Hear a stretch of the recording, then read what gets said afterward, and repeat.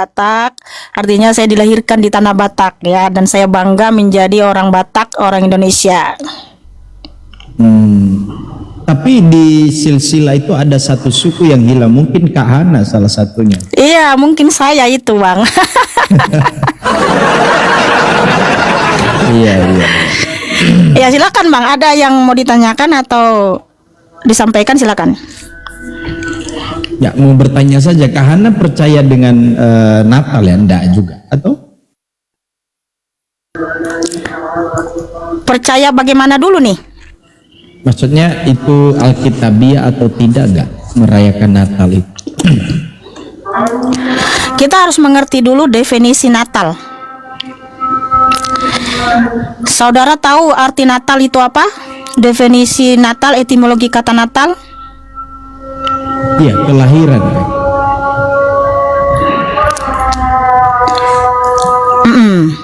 Silakan Kak Hana. 25 Desember ya. Oke, kalau saya baca ya di sini, saya googling.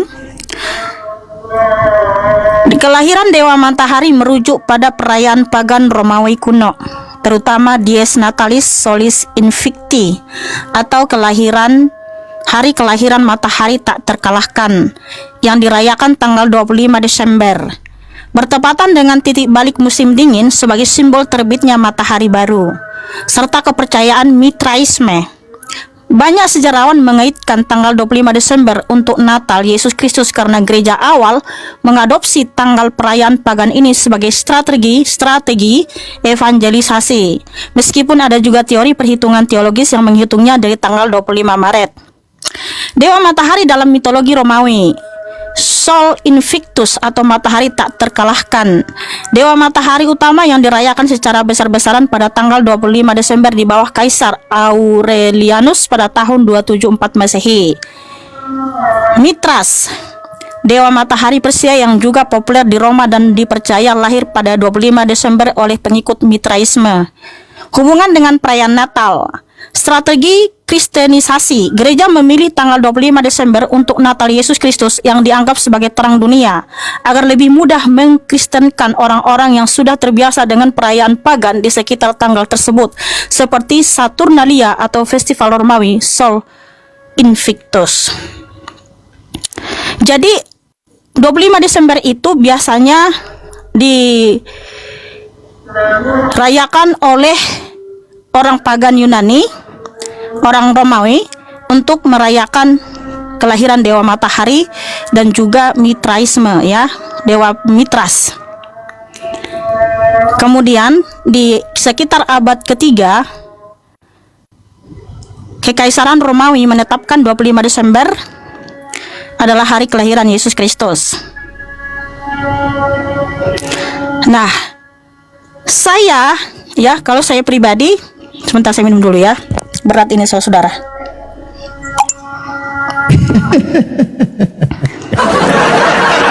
Apanya berat Kak Mikana? Dapat sharing-sharing santai. Saya mau belajar kan dari Kak Mikana. Jadi gini saudaraku, kalau kita kembali ke pola Ibrani atau kita kembali ke kitab suci, maka kita mengikuti perayaan yang ditetapkan di dalam kitab suci. Ada 7 perayaan yang diperintahkan oleh Bapa. Ya, ada Pesak atau Paskah, ada Yom Kippur, ada Sukkot dan lain sebagainya. Ada 7 perayaan besar, 7 perayaan hari raya yang ditetapkan atau diperintahkan oleh Bapa. Jadi saya mengikuti apa yang diperintahkan Bapa itu. Nah, sementara di dalam kitab suci kita, kalau kita baca Kejadian sampai Wahyu, tidak ada satupun data bahwa Tuhan Yesus Hamasiah lahir tanggal 25 Desember. Dan 7 perayaan yang diperintahkan oleh Bapa di dalam kitab suci, semuanya ada penggenapannya di dalam Tuhan Yesus Hamasiah. Nah, sementara di dalam perayaan yang diperintahkan oleh Bapa tidak ada di bulan Desember, Sebentar saya lihat dulu data saya ya.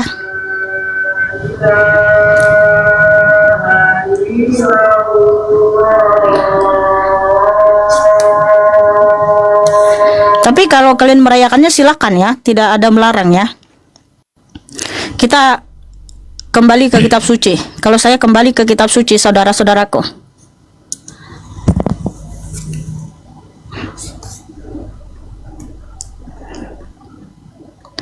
Nah, Kami di kana boruap. debat raja. Dalam kalender Gregorian, yaitu bulan Desember, yaitu dalam kalender Yahudi, yaitu Tevet, tidak ada perintah untuk merayakan hari raya. Kecuali di bulan Desember itu, atau di bulan Tevet, ada perayaan Hanukkah yang dilakukan oleh orang Yahudi. Karena gini, kalau kita baca di Yohanes 10 ayat 22, di situ Tuhan Yesus HaMasiah, dan tibalah perayaan penabisan di Yerusalem. Ini Bang ya, silakan dilihat ya. Yohanes 10 ayat 22. Dan tibalah perayaan penabisan di Yerusalem, dan saat itu adalah musim dingin, dan Yesua berjalan di bait suci di Serambi Salomo. Perayaan penabisan ini dalam bahasa Ibrani-nya adalah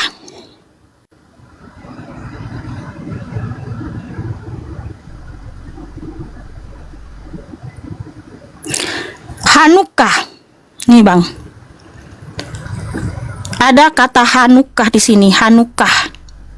Jadi waktu perayaan Hanukkah, Tuhan Yesus HaMasiah pergi ke Serambi Bait Suci untuk mengajar bahwa dialah sang pemberi hidup kekal, dia adalah terang dunia. Jadi perayaan Hanukkah itu Bang apa? Yaitu di tahun 167 Masehi, sebelum Masehi.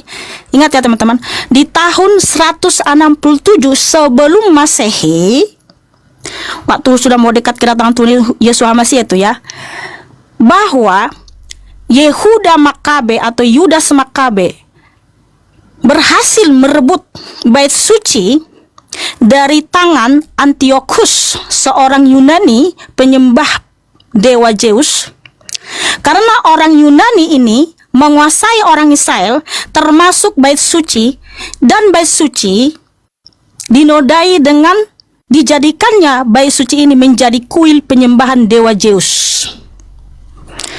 Sehingga ketika mereka orang Yahudi berhasil merebut dari tangan Antiochus, dilakukanlah penabisan, yaitu dikuduskan dan didedikasikan kembali untuk Bapa Yahweh.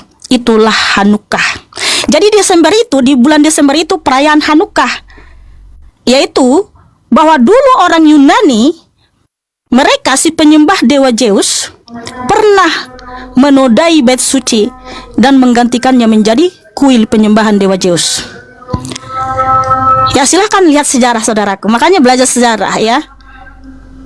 Nah tetapi orang Kristen di bulan Desember justru menjadikannya sebagai hari kelahiran Yesus Kristus, di mana itu adalah diadopsi atau asal mulanya adalah dari perayaan penyembah dewa matahari. Nah makanya tidak ada satupun di dalam kitab suci ya. Dulu saya memang jujur, waktu saya masih mengikuti pola Arab dan pola Yunani, saya juga terus terang pusing bagaimana ini menjawab gitu ketika orang Islam bertanya adakah tanggal 25 Desember dalam kitab suci gitu. Kita pusing memang mencari jawaban itu. Tapi ketika kita sudah kembali ke pola Ibrani dan memberitakan apa yang tertulis, kita nggak perlu pusing, karena kita harus menjawab sesuai apa yang tertulis. Makanya kita itu kembali ke pola Ibrani Bang, karena kitab suci ini ditulis oleh orang Israel, semua orang Yahudi, dan ini adalah firman Bapa Yahweh Yeshua HaMasiah Elohim yang Maha Kuasa.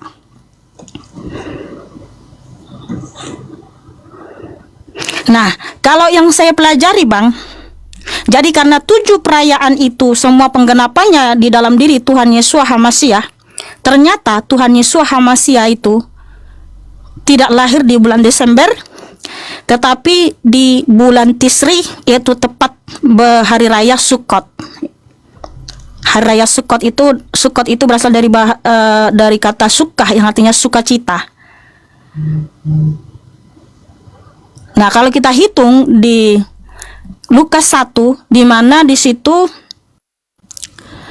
Imam Zakaria yang mendapat tugas untuk menyalakan pendupaan di bait suci, ya di kemah suci, itu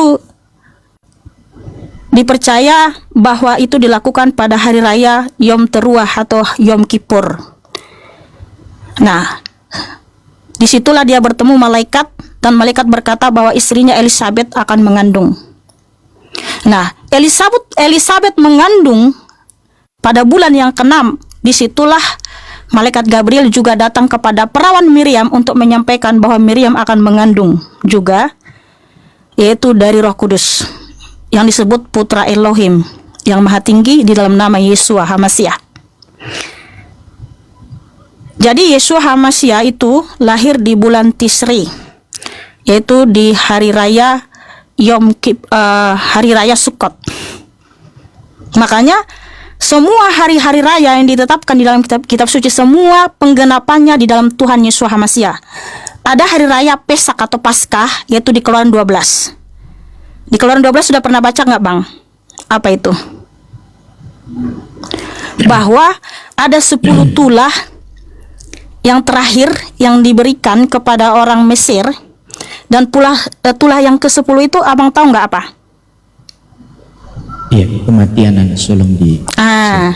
Tetapi semua orang Israel anak sulungnya atau hewan mereka tidak ada yang metong, bukan? Karena apa? Karena darah domba ada di pintu rumah-rumah mereka. Itulah Paskah. Nah, itu penggenapannya dalam diri Tuhan Yesus HaMashiach apa? Dengan adanya darah Yesus HaMashiach yang kita terima, maka kita juga akan hidup kekal, tidak akan mengalami kematian. Makanya Tuhan Yesus HaMashiach berfirman, Yohanes 11:25, akulah kebangkitan dan hidup. Barang siapa percaya kepadaku, ia akan hidup sekalipun ia mati. Jadi gitu, Bang. Semua hari raya 7 besar, ingat ya. Makanya baca kitab suci, Bang. Apalagi kitab Torah, baca semua. Ada 7 hari raya besar yang diperintahkan oleh Bapa. Semua penggenapannya di dalam diri Tuhan Yesus HaMashiach. Dan yang harus kamu ketahui, tidak ada satupun perayaan pas di bulan Desember atau di bulan Tevet dalam kitab suci yang diperintahkan oleh Bapa.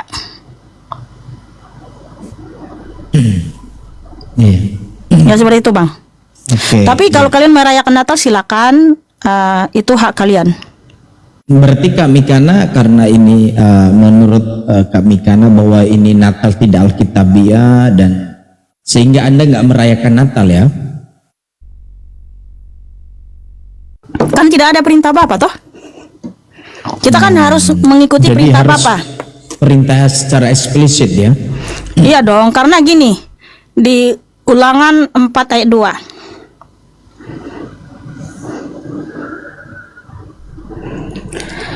Janganlah kamu menambahi perkataan yang aku perintahkan kepadamu, dan tidak seharusnya mengurangi demi memelihara perintah-perintah Yahweh Elohimmu yang telah aku perintahkan kepadamu. Artinya kita tidak boleh menambah dan mengurangi perintah-perintah Bapa. Jadi saya ikut perintah Bapa. Saya tidak mau ikut mayoritas. Sekalipun saya dituduh segala macam, tak sesatlah, terserah silahkan. Tapi saya mengikuti perintah Bapa. Oh, yang nuduh sesat ya apa?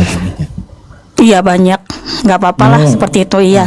Karena kalau saya sabar. Iya. Gimana? Justru saya sekarang itu bersukacita dan bergembira.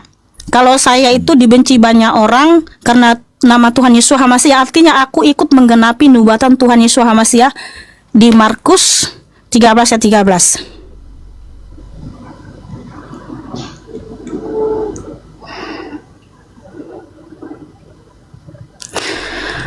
Dan kamu akan dibenci oleh semua orang karena namaku, tetapi yang bertahan sampai kesudahannya, dia akan diselamatkan. Nah, saya dituduh lagi saksi Yehova, Bang. Mikana ini saksi Yehova katanya. Saksi Yehova itu imannya 11-12 dengan Tritunggal. Karena apa? Saksi Yehova di Indonesia, mereka itu percaya kepada Allah. Dan Yesus adalah anak Allah, dan Yesus masih punya Tuhan. Itu keyakinan saksi Yehova. Sementara saya sudah mengikuti perintah Bapa, Bang, yaitu Keluaran 23:13, Ulangan 8 ayat 19, bahwa tidak boleh mengikuti dan menyembah nama ilah-ilah lain, termasuk nama ilah bangsa Arab. Karena semua ilah bangsa-bangsa, kata Bapa di Mazmur 96 ayat 5, adalah berhala-berhala. Jadi saya tidak lagi mau mengikuti atau menyebut nama ilah sesembahan bangsa-bangsa, siapapun itu namanya, karena saya mengikuti perintah Bapa. Jadi saya bukan saksi Yehova, karena saksi Yehova itu masih mengikuti nama ilah bangsa-bangsa lain. Iya, saya memberikan tanggapan mengenai itu, Kak. Ya, silakan. Ya, boleh ya. Ya, boleh Bang. Mengenai Silakan. Sol Invictus tadi itu ya, kebetulan juga kita belajar sejarah. Cuman sejauh apa yang saya pelajarin, Kak Mikana, ya, tidak ada satu dokumen kuno sebelum abad keempat yang menyatakan bahwa 25 Desember itu adalah lahir Dewa Matahari atau Sol Invictus. Itu yang membuat saya kalau dikatakan tanggal 25 Desember itu lahir dewanya matahari, maka saya itu meresponnya itu adalah hayalan, dongeng. Karena tidak ada catatan kuno sebelum abad keempat. Nah, sementara kekristenan kita tahu bahwa bahkan menurut waktu abad-abad pertama itu ya, kalau kita melihat para rasul ya menulis ya final itu sebelum abad pertama. Nah, maka dengan itu saya melihat latar belakang dari yang mencetuskan Sol Invictus ini kan sebenarnya namanya Julius Murtad. Ya, dia baru muncul pada abad keempat. Lalu balik ke agama pagan sehingga membaca kalender liturgis Natal ke kalender Sol Invictus itu tadi. Nah, apakah ada catatan yang lebih misalnya abad-abad sebelum abad kedua, bagaimana mereka merayakan Natal? Nah, sejauh yang saya pelajarin juga ada di 160 Masehi, itu sebelum abad kedua berarti, itu dirayakan di Kaisaria Israel. Ya, mengatakan bahwa marilah kita merayakan Natal yang akan jatuh 25 Desember, ya, yang akan jatuh beberapa saat yang akan datang. Nah, data-data ini kalau kita melihat dari sejarah ini sebenarnya cukup kita untuk rendah hati. Ternyata memang ini Sol Invictus ini adalah data yang keliru, tidak sedang menjelaskan memang data ini akurat atau tidak. Nah, kalau saya menanggapi secara alkitabiahnya, Kak Mikana, setelah saya mendengarkan penjelasan dari Kak Mikana tadi, jadi sudah clear, tidak ada data kuno satupun, catatan kuno yang mengatakan bahwa 25 Desember itu sebelum abad keempat itu lahir dewanya matahari. Itu terbantahkan itu ya. Nah, lalu Alkitab mengatakan pada bulan ke-6, kita tahu bahwa malaikat Gabriel itu datang kepada Maria 6 bulan setelah Zakaria mendapat pewartaan dari malaikat.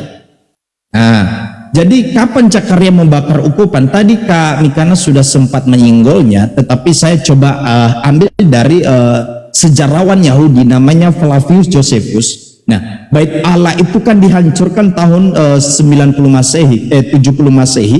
Ya, kalau kita melihat itu tanggal 9 bulan Ab, bulan Yahudi itu kan Ab itu. Nah, itu sejajar dengan Agustus. Saya bahasnya dari ini, Bait Allah dihancurkan 70 Masehi.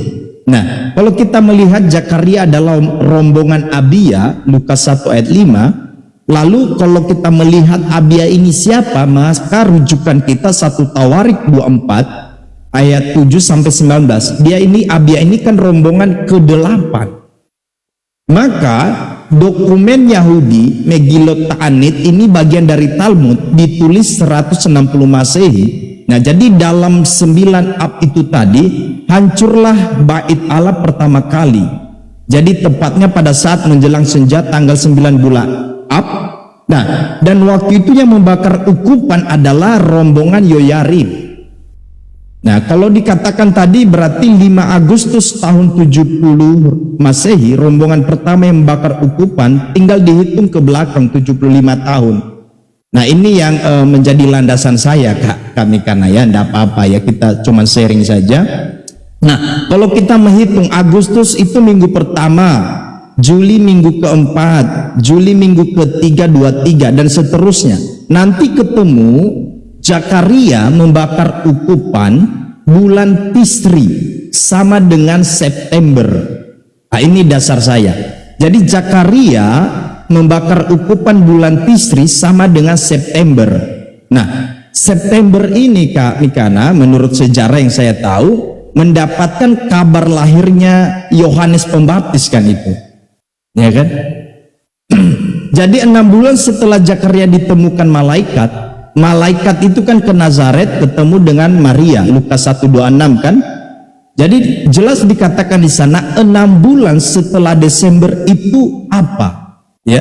Lalu kita langsung hitung misalnya Oktober, November, Desember, Januari, Februari, Maret.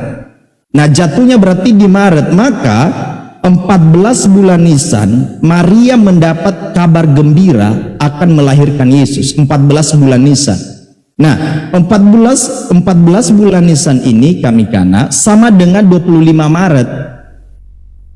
25 Maret kan mendapatkan kabar gembira. Itu 14 bulan Nisan sama dengan 25 Maret. Maka kita tahu bahwa usia kandungan itu dari Roh Kudus itu atau anak Allah itu kan 9 bulan. Maka 9 bulan setelah 15 Nisan jatuhnya kan malam 25 Kislev. Ya, 25 Kislev ini adalah 25 Desember. Kan pas catatan kronologis bulannya. Dari Maret, ya kan, dari Maret ke Desember kan 9 bulan. Ya kan, ini dasarnya Kak Mikana, sejak 189 Masehi ditentukan oleh namanya Koptik Didaskalia Apostolorum bahwa Natal itu memang benar-benar itu sejarah, memang benar-benar itu fakta. Ya, makanya kalau kita melihat kan setelah 8 hari Yesus kan diserahkan untuk tradisi Yahudi kan disunat. Nah, itu yang bisa saya bagikan ke Hana, ya. Terima kasih waktu dan kesempatan diberikan, ya. Iya, terima kasih Bang. Tapi gini ya, tadi Abang bilang bahwa Solis Invicti atau Sol Invictus itu bukan merayakan kelahiran Dewa Matahari. Nah, di sini Abang salah paham nih, keliru. Justru Solis Invicti itu artinya matahari yang tak terkalahkan. Jadi Dies Natalis itu artinya hari kelahiran. Sedangkan Solis Invicti atau Sol Invictus itu artinya matahari yang tak terkalahkan. Itu arti pengertian dari Solis Invicti atau Sol Invictus. Nah, dari situ aja kita sudah paham gitu ya. Kemudian kalau Abang bilang bait Allah, saya tidak setuju. Karena apa? Bapak Yahweh kan melarang nih di Keluaran 23:13 bahwa tidak boleh menyebut nama ilah-ilah lain. Nah, Allah itu nama ilah siapa? Sesembahan penduduk negeri Mekah, ilah bangsa Arab. Ulangan 13 ayat 6 sampai 10 bahwa tidak boleh mengikuti nama ilah bangsa-bangsa maupun yang dekat maupun yang jauh atau dari seluruh bumi ini. Nah, sedangkan Allah adalah nama ilah sesembahan penduduk negeri Mekah, ilah bangsa Arab. Jadi Allah itu proper name Bang, nama diri dari sembahan penduduk negeri Mekah, ilah bangsa Arab. Jadi bait suci itu bukan bait Allah tetapi bait Elohim. Bait Elohim, bukan bait Allah. Karena Allah itu ya sesembahan penduduk negeri Mekah. Nah, di situ Abang harus paham nih. Karena kita mengikuti perintah Bapa. Kan tidak boleh mengikuti nama ilah bangsa-bangsa lain. Bahkan Bapa menyatakan dengan tegas di Ulangan 8 ayat 19, apabila engkau benar-benar melupakan Yahweh Elohimmu dan hidup mengikuti serta menyembah nama ilah-ilah lain, maka aku bersaksi melawan kamu hari ini bahwa kamu pasti binasa. Jadi siapapun yang masih mengikuti nama ilah sesembahan penduduk negeri Mekah, ilah bangsa Arab, kata Bapa kamu pasti binasa, bukan kata saya hanya menyampaikan. Nah, kemudian Bang terkait mengenai perhitungan tanggal kelahiran Tuhan Yesus Hamasiah, tadi abang bilang ke 25 Maret. Nah, seperti ini cara menghitungnya, Bang. Tadi Lukas 1 kan, Imam Zakaria itu menyalakan pendupaan di kemah suci, dan itu diyakini kan di hari raya Yom Kippur atau di bulan Elul, di bulan Elul kalender Yahudi, ya. Nah, dimulai bulan Elul sampai bulan dari Tisri, Elul, Tisri, Hasan, ya, Hafsian, ya nih tulisannya agak tar.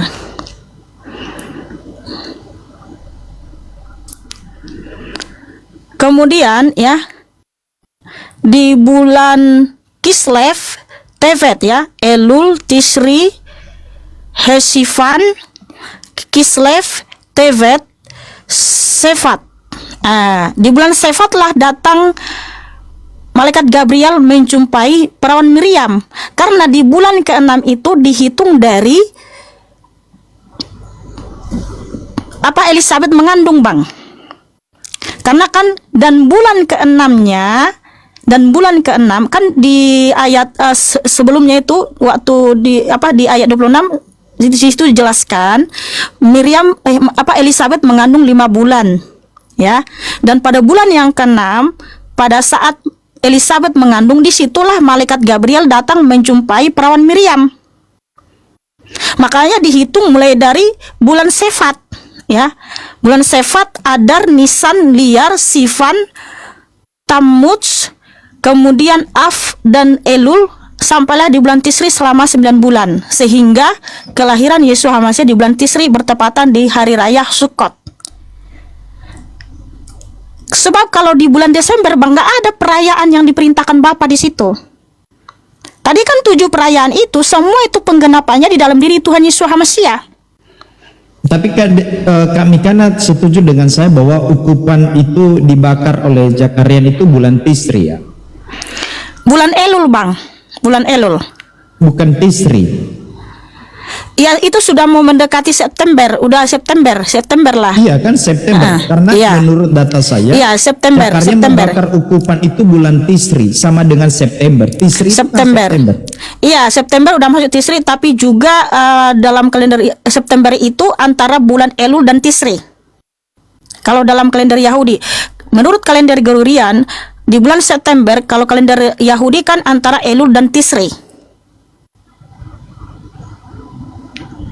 Iya, saya percaya itu pada saat hari itu, bulan itu. Makanya dihitung mulai dari September atau Elul antara Tisri, kita katakanlah di situ udah mulai mengandung Elizabeth. Elul, Tisri, Hesivan, Kislev, Tevet, dan bulan ke-6 itu Sefat. Nah, di bulan ke-6 itu bulan Sefat, Elizabeth mengandung, datanglah malaikat Gabriel kan menjumpai perawan Miriam. Waktu Elizabeth sudah mengandung 6 bulan. Nah, itu dihitung dari bulan Sefat, ya.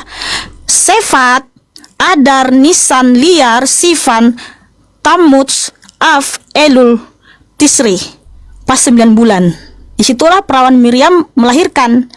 Dan juga kita meyakini waktu itu kan ada pencatatan sensus penduduk, ya.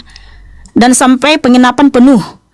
Pasti itu dilakukan di hari raya Yom Kippur, Sukkot, yaitu Yom Kippur.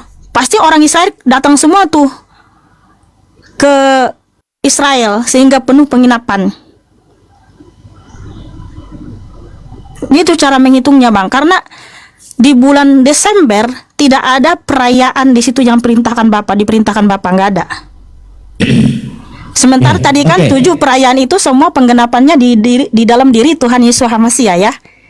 Abang percaya itu enggak? Semua perayaan yang diperintahkan di Perjanjian Lama itu semua penggenapannya di dalam diri Tuhan Yesus Hamasiah. Setuju. Nah, itu dia. Sementara di bulan Desember enggak ada hari raya. Ada sedikit mengganggu saya. Kak Deborah kan tadi mengatakan kalau namanya disebut dengan nama lain kan binasa, betul ya? Kami kan tadi mengatakan begitu, ya. Iya, kalau kita masih memanggil nama ilah-ilah lain pasti binasoi. Sebab karena apa? Datanya ada? Oke, nih. Ada bang, makanya dulu saya juga masih menyebut nama sesembahan penduduk negeri Mekah oleh karena terjemahan LA itu. Tetapi ketika saya baca terjemahan yang benar dan saya cek juga bahasa Ibraninya, langsung saya sadar bang.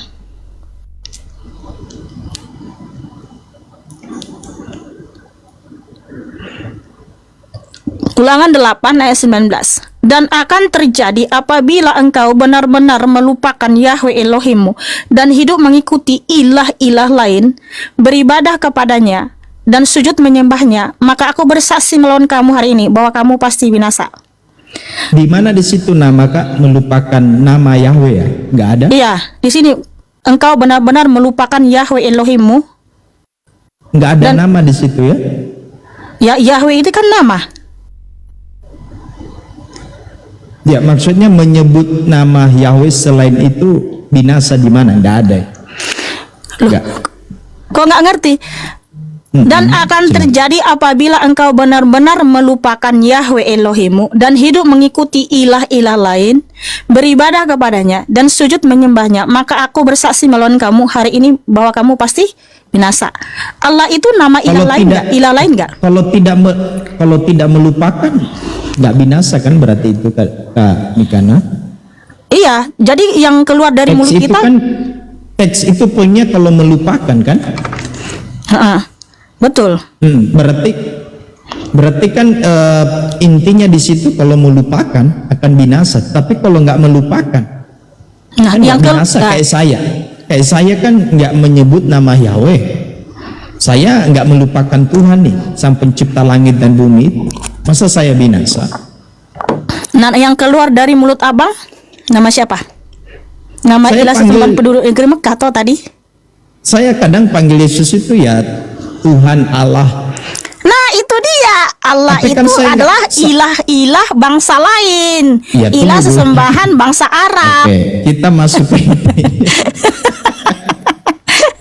Nah yang keluarkan dari mulutmu kan nama ilah bangsa Arab, penduduk negeri Mekah. Oke, kita cross check apakah begini Kak Mikan, apa-apa ya. Cuman begini ya. Bagaimana dengan mereka-mereka yang dalam perjanjian lama ya, termasuk juga Abraham, bahkan dikatakan El Roi kan itu ya. Bahkan di dalam Kejadian 33:20 dikatakan Elohim Israel ialah El, ya kan? Mereka nggak menyebut Yahweh kan, tapi El di sini. Nah, masa mereka binasa gitu? Kemudian itu mungkin nanti kami karena memberikan tanggapan. Kemudian waktu para murid, misalnya Petrus, yang mengatakan berilah dirimu dibaptis dalam nama Yesus kan itu ya, artinya dia memberitakan Yesus itu ya, yang merupakan Allah pencipta langit dan bumi untuk menyelamatkan manusia yang dari dosa mereka. Lalu teks bahasa aslinya kan mereka tidak mengatakan hei percaya kepada nama Yahweh. Enggak loh Kak Mikana. Mereka mengatakan berilah dirimu dibaptis dalam nama Kurios kan itu Yesus ya. Bahkan para murid mengatakan, misalnya Thomas dikatakan Kurios dan Theos ya, itu Thomas ya. Thomas mengatakan Kurios dan Theos. Itu merujuk kepada Yesus. Tetapi kenapa Yesus tidak protes pada saat itu? Jangan panggil aku Kurios dan Theos, panggil saja YHWH, karena itu nggak sah kalau Kurios dan Theos. Silakan kami kan. Oke, jadi gini saudaraku, kalau kita baca terjemahan LAI kan, ini, abang udah baca Kejadian sampai Wahyu nggak? Walaupun terjemahan saya LAI. langsung ke terjemahan asli, ke original teks ke. Wah, lebih bagus ini kalau original teks. Makanya kan saya, kan saya bilang Yohanes kan nggak ada. Bentar. Iya, Kurios dan Theos kan, murid menyebut Yesus demikian. No, maksudku di dalam bahasa Ibrani. Karena gini. Silakan.